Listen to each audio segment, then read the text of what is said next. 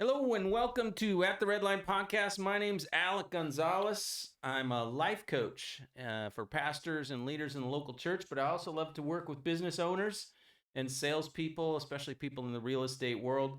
I have with me Matthew, and we're going to talk. What's your last name, Matt? Gross. Gross. I always call you Matt. I hope that's okay. All right. All right.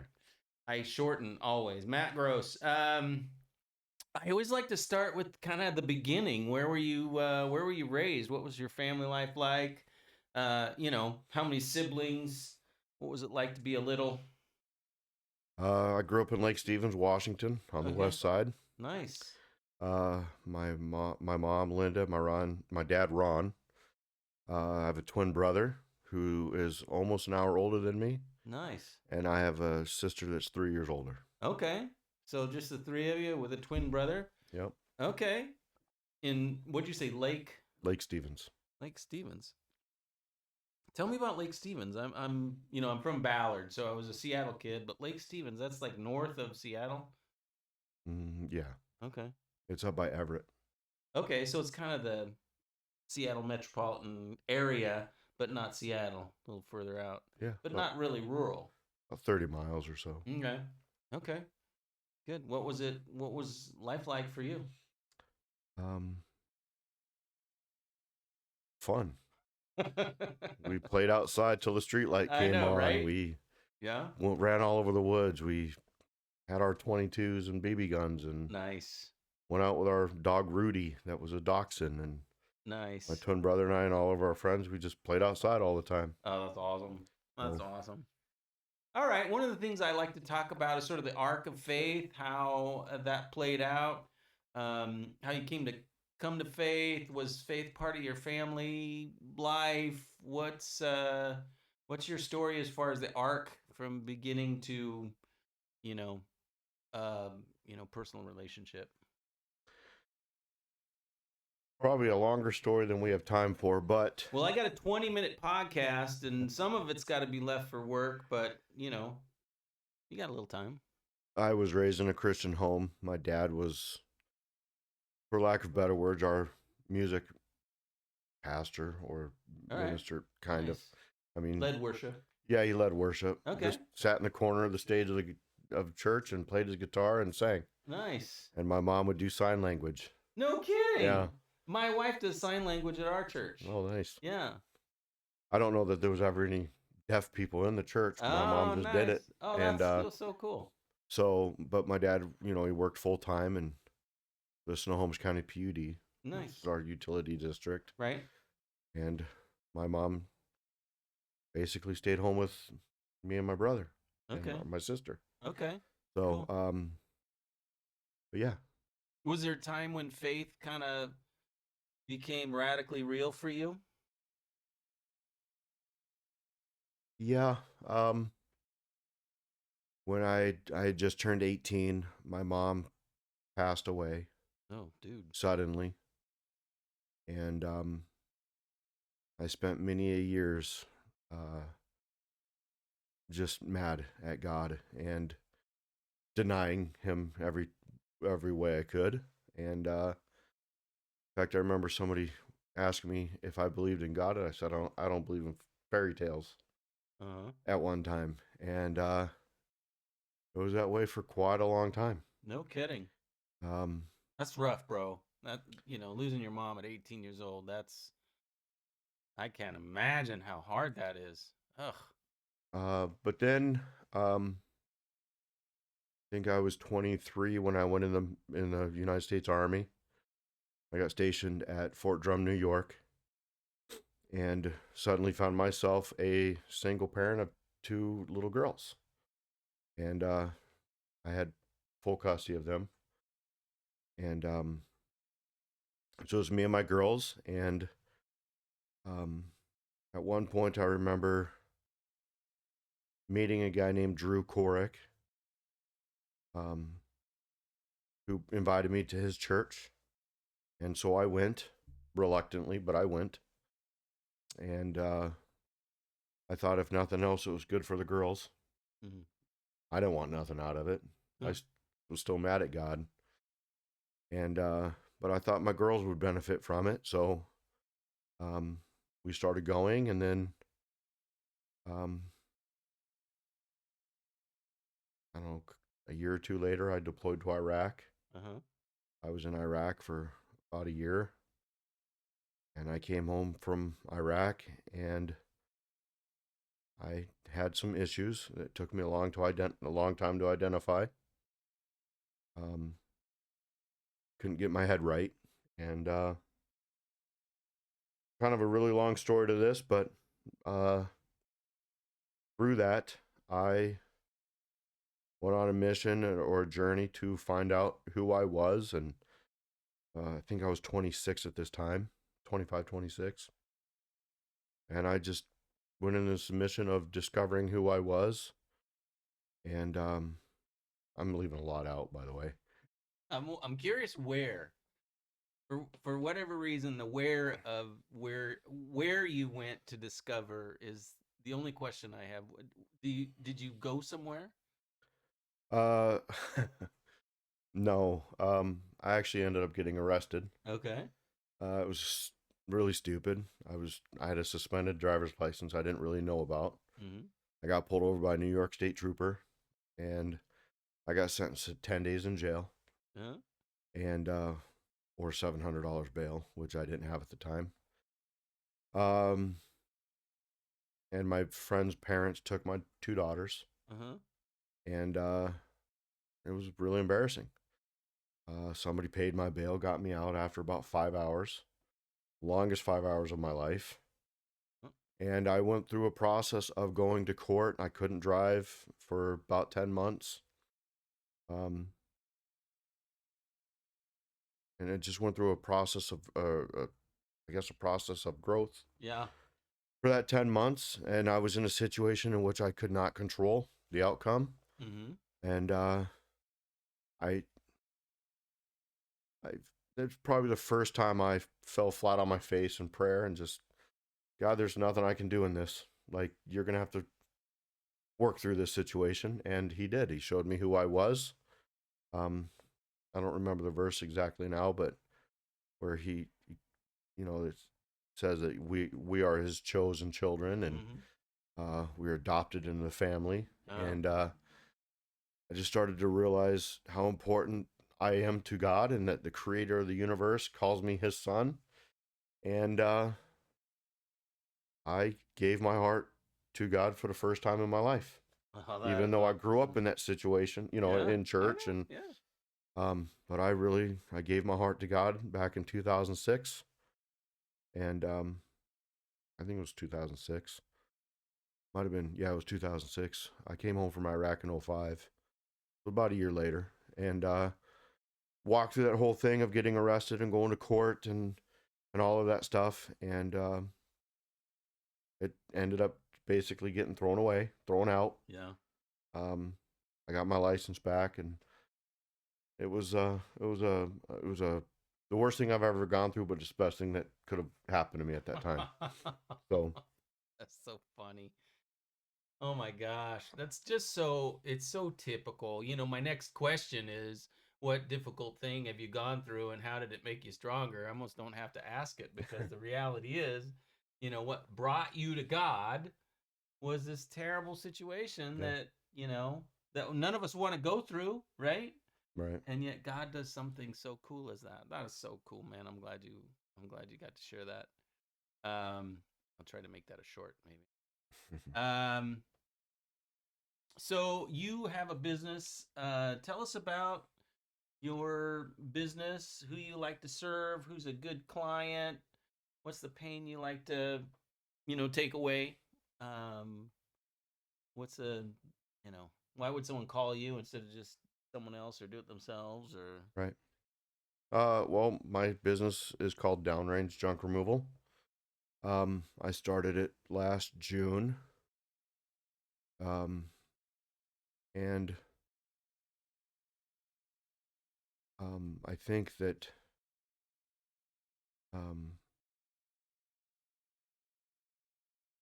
I found something that I love to do. I love to walk into an environment where there's a mess and clean it and make it yeah, look nice. nice. Um, I love the. I've had a few customers who were totally overwhelmed with their situation. Yes. Yes. Um, three of them come to mind. All three of them were widows, Yeah. and their husbands passed away, and just all of their stuff that they've collected in a shop or Right. the basement over 20, 30, 15 years, Yeah. whatever. And now they've gone and left the wife is Yeah. either trying to sell the house or just try to get things back in order. And they've called me and just totally overwhelmed. And I'm just tell them to relax, take a breath, and let's tell me what you Nice. need, and I'll work the logistics. And Nice. so that's probably my favorite thing is coming in and meeting somebody that's totally overwhelmed, Right. and then they see me do my job and they see the completion of it, and they feel like 1,000 pounds has been lifted off their shoulders. Oh, what a great story. So That's awesome, Matt. So, obviously, if you're in a situation where you've got an overwhelming amount of stuff that needs to be extricated from your house or your farm or your business, and you don't, know who to call Matt Gross. That is so cool. How would someone get a hold of you? What's the best way to get a hold of you? um, we have a couple ways. I have a Uh-huh. website. It's www.downrangejunkremoval.com, We'll put it right here. and my business phone is 509-994-7716. Right. Right. All right. Hey, what are you currently looking for clarity? What is something in your life where you're trying to figure out, how to move forward? What's kind of got you curious about how to move forward? Stuck.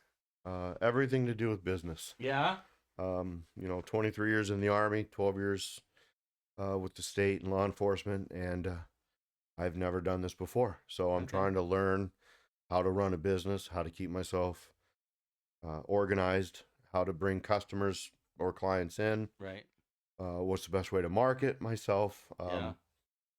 You There's a know, lot to it. just, yeah. So, Systems, brother. yeah. Get used to good systems. It's funny. I always thought that military folk had a super power advantage over the rest of us because they were trained in doing what they had to do, regardless of how it felt. Like you couldn't say no, I don't feel like it. You just had to go do whatever they were telling you to do. And for sales, it's like super important. I don't care how you feel, just go do it. And so I always felt like if I was in the hiring business, like my job was to hire people, I'd find ex-military people that are like, yeah, I'll do that all day. Like it's not even hard. Would you really, you're not trying to avoid pain? No. Right. Pain is something you just get over. Like Yeah. I love military guys for that reason. My next question has to do with kind of the coaching sphere. Is there someone in your life who either coached you or mentored you, really paid attention to you, and sort of, helped you figure out the unfigure outable? And most people don't have an actual coach, or even experience with a life coach, but maybe someone in the military or just an old friend or your dad or a figure in your life that has helped you along the way in that sort of modality. Oh, man, there's several people. And I don't even know how to bring up one or two of them without leaving out 10. So, I You mean, just have to pick the best one, Matt. uh, my dad has always supported me, stood behind me, pushed me. There's a guy named Donnie Mulder who I've always called dad. Though he's not my dad. He's like a second father to me, him and his wife, Diane, and they have loved me like a son, and he's a Vietnam veteran, Air Force, and they've always just loved me like a son and taught me lessons and been spiritual leaders. He was one of our pastors in the church that I grew up in, and Nice. and they're just special people in my life. Um, I've had different people at different seasons. I've had leaders in the military. Uh, Brian O'Leary was one of my first squad leaders in the military, and uh, I believe he was from Detroit, Michigan, and just took me under his wing and taught me the military life and taught me how to be a leader and showed some stuff to me that was he was able to pull out of me, and I had no idea that I was remotely a leader at Yeah. that point, and he helped me to see that and identify it and fine tune it, Nice. and because of who the example that he showed me, I was able to go through the ranks and retire as an E7, and Wow. Nice. yeah, That's great. there's probably 50 more people that Nice. I could sit here and talk about. Oh, So, that's so cool. What are you most looking forward to in 2026? I keep thinking of it as a brand new year. It's already March, but I'm excited about this year. I just have so much hope and expectation. It's going to be a great year. What are you kind of looking forward to, leaning into? um, I am I'm always looking to be a better husband, a better father to my son who's 3, my adult daughters who are 27 and 30. Um, so I guess this year's all about my wife and I finding our thing and learning how to grow our marriage and to be successful in marriage and not kind of like the norm or the Mhm. statistic of, you know, um, building together and growing together Yeah. and building this business together. We own this business together, Nice. and we're still finding out kind of our roles in the business as far Hmm. as, I mean, she's never done it before and I've never done it before, and Yeah. we're doing it together, and Well, that's awesome. so we're trying to figure out how to grow this business and make it something that's impactful and where we can bless people and grow our family and provide for our family with this business. That's awesome. You know, my wife and I pastored a church for 10 years and have run that building right outside there. The black building is an old espresso business that we ran for about 7 years. And every business we've ever done, we have a wedding venue in our backyard that we operate here in at our house. And every business we've done together. Mm-hmm. And people have said for years, "Oh, don't ever do a business with your wife." It's because it's hard, it's complicated because you have opinions and thoughts. But the ability to wrestle decisions and opinions and ways forward, pathways forward is just so good for marriage. Mm-hmm. If you could just stick it out and listen, be a good listener, and try to understand a different point of view, and not always have to be right. It's difficult for me, but maybe not for you. Um, it's really good for building a good marriage. So Yeah. yeah, good. All right. Well, my final question is always really geared toward the pastors. As I said, my heart's desire is really to work with pastors. I love working with senior leaders in church. And so my last question is, who is a pastor, and how has he been a blessing to you, an encouragement to you? Dramatically change your life, or come alongside, or just I don't know. What would you want to say about a pastor, either in your life now or in the past? In the military or back when you were a kid? Boy, that's a tough question too. Um, because again, there's several pastors that I could speak about.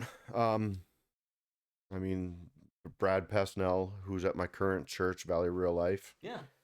introduced my wife and I, and Oh, nice. that wouldn't be a thing without him. Right. And he just had this thing in his heart that he knew we would fit together, and Uh huh. so he pestered me a couple of times and made an introduction, and What a cool now that's story. history. So, and we've been Nice. married for 5 years, and Uh huh. we adopted our son, and we're loving it. Oh, that's a good story. I like it. All right. So you already gave your information. My name again is Alec at Coaching the Red Line. I do coaching for businesses, salespeople, and pastors, especially. If you know someone who pastors a church and might need a coach, I'd love an introduction. It's Alec Gonzalez, Coaching the Red Line. We'll see you next time.